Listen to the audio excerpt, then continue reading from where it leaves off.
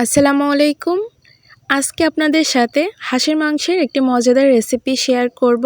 যাদের মাংস রান্না মজা হয় না অথবা রান্না করার পরও হাঁসের গন্ধ থেকে যায়, তারা আমার আজকের রেসিপিটি ট্রাই করতে পারেন। আশা করি উপকৃত হবেন। মাংস রান্নায় যখন যেভাবে যে মশলাগুলো ব্যবহার করেছি, এভাবে যদি রান্না করা হয় তাহলে হাঁসের মাংসে কোনো প্রকার গন্ধ থাকবে না। যারা একেবারেই নতুন তারা ভিডিওটি না টেনে সম্পূর্ণ ভিডিওটি দেখতে থাকুন। আমি এখানে হাঁসের মাংস নিয়েছি 1 কেজির মতো, আর এই মাংসটা চীনার হাঁসের মাংস। তো রান্নার জন্য আমি কড়াইতে পর্যাপ্ত পরিমাণে তেল দিয়েছি আর 1 কাপের মতো পেঁয়াজ কুচি দিয়ে দিলাম।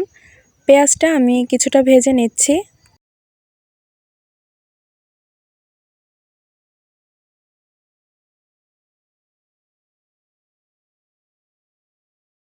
পেঁয়াজ কিছুটা ভাজা হয়ে গেলে আমি এর ভিতরে অ্যাড করে দিলাম কয়েকটা গরম মশলা।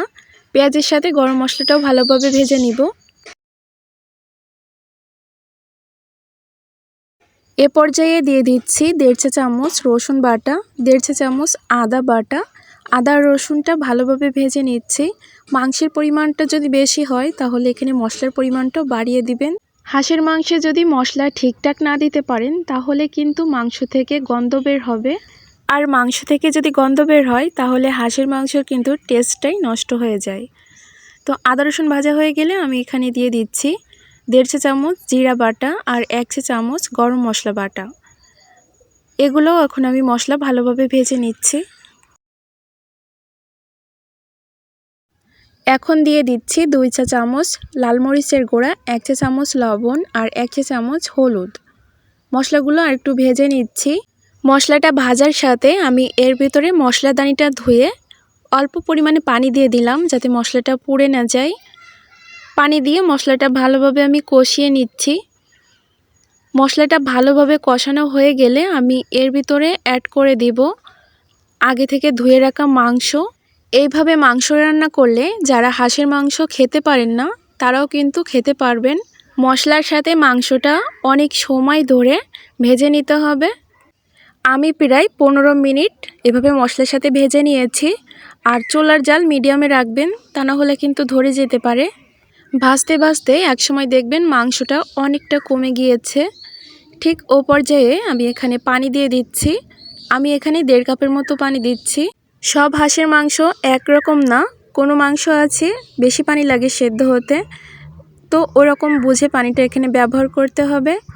পানি দিয়ে আমি ভালো করে মাংসটা বসিয়ে দিচ্ছি। এরপর ঢাকা দিয়ে আমি ভালোভাবে সেদ্ধ করে নিব।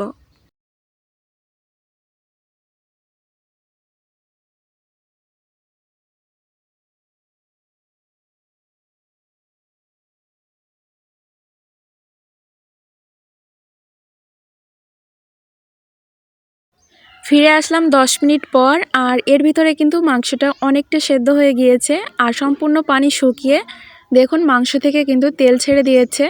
তো আমি এর ভিতরে কয়েকটা আলুর টুকরো দিয়ে দিলাম।